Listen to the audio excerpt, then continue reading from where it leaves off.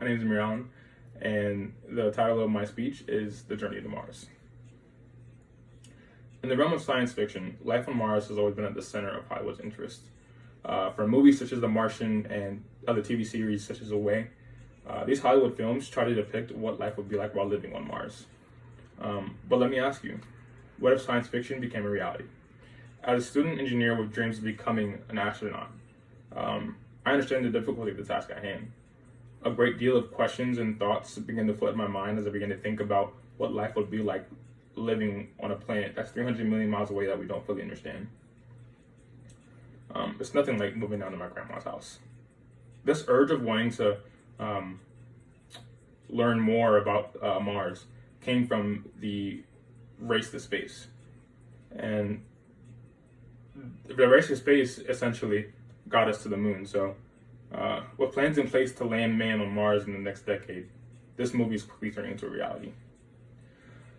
I'm here today to shed light on man's embarkation for Mars by discussing how we plan on going, the existing reasons for going, and the challenges of going to Mars.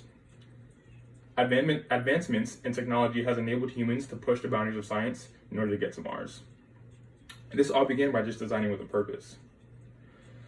From NASA's website, we have the Space Launch System, also known as SLS, which is the most powerful rocket to safely send humans to space.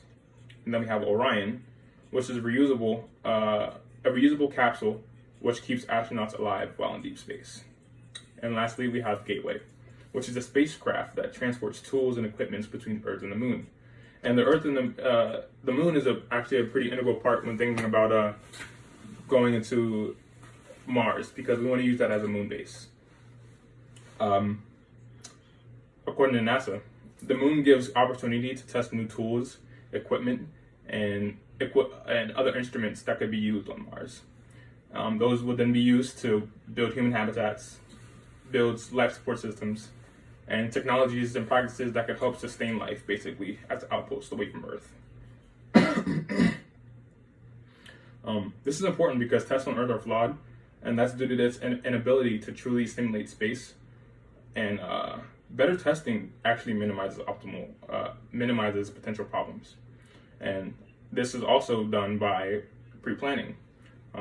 Currently, we have rovers being sent and are already on Mars. In the publication of Where Does Map, scientists discuss a 3-agent system composed of a Mars rover, copter, and orbiter.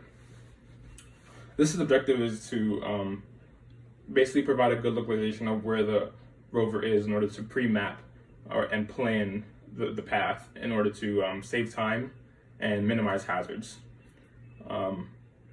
This also allows for a more in-depth study of the terrain, which then allows astronauts to be better prepared.